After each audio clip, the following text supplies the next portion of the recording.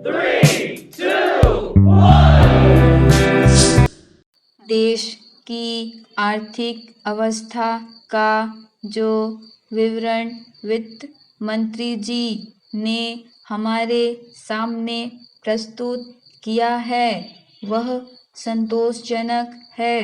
हम देश की आर्थिक अवस्था को मजबूत बनाने की दिशा में अग्रसर हो रहे हैं।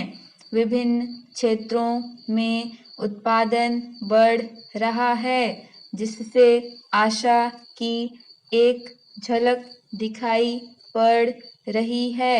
तीसरी पंचवर्षीय योजना के दौरान हम एक बहुत बड़ी धनराशि खर्च करने जा रहे हैं। यह भी एक आशाप्रद बात है, लेकिन अध्यक्ष महोदय पिछले साल भी मैंने वित्त मंत्री जी का ध्यान इस तरफ खींचा था और आज फिर खींचता हूँ कि देश की वर्तमान आर्थिक अवस्था का चित्र हमारे सामने रखने के साथ ही साथ उन्हें यह भी बतलाना चाहिए था कि इस देश के अंदर उत्पादन में जो वृद्धि हुई है वह समाज के किस अंग में किस रूप में उपयोग में लाई गई है। आज हिंदुस्तान की सबसे बड़ी समस्या गरीबी और बेकारी को खत्म करना है।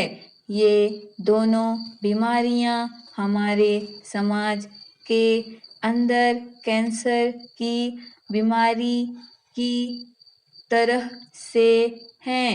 आज तक डॉक्टर यह नहीं सोच पाए कि कैंसर की बीमारी के लिए कौन सी दवा उपयुक्त है।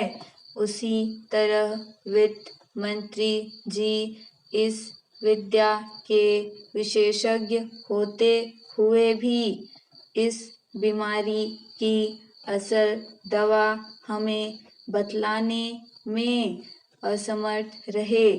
यह ठीक है कि बेकारों की बेकारी की समस्या को महसूस करते हैं, लेकिन हम देखते हैं कि जैसे जैसे हमारी योजना का काम आगे बढ़ता जाता है वैसे वैसे यह पता लगता है कि बेकारी भी उसी गति से बढ़ती जा रही है। गरीबी का सवाल बेकारी की समस्या से जुड़ा हुआ है। अगर लोगों को काम मिलेगा तो बेकारी दूर होगी और देश से गरीबी भी दूर होती जाएगी। पैरा मेरे मित्र ने यहाँ अपने विचार प्रकट करते हुए अभी कहा कि देश की उन्नति के लिए नागरिकों को त्याग करना चाहिए। मैं इस बात को बहुत अच्छी तरह से महसूस करता हूँ और हमारे देश की जनता भी इसको अच्छी तरह से जानती है कि बिना कष्ट उठाए पूंजी जमा नहीं हो सकती और बिना पूंजी के विकास नहीं हो सकता। परंतु सिर्फ इस सदन में खड़े होकर कह देने से पूंजी नहीं बढ़ सकती। जनता हर तरह से सहयोग करने को तैयार है, परंतु उसे रास्ता आपको दिखलाना चाहिए।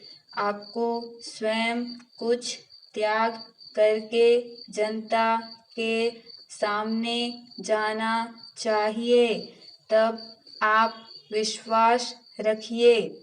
जनता हर तरह से आपकी मदद करने को तैयार रहेगी। स्टॉप।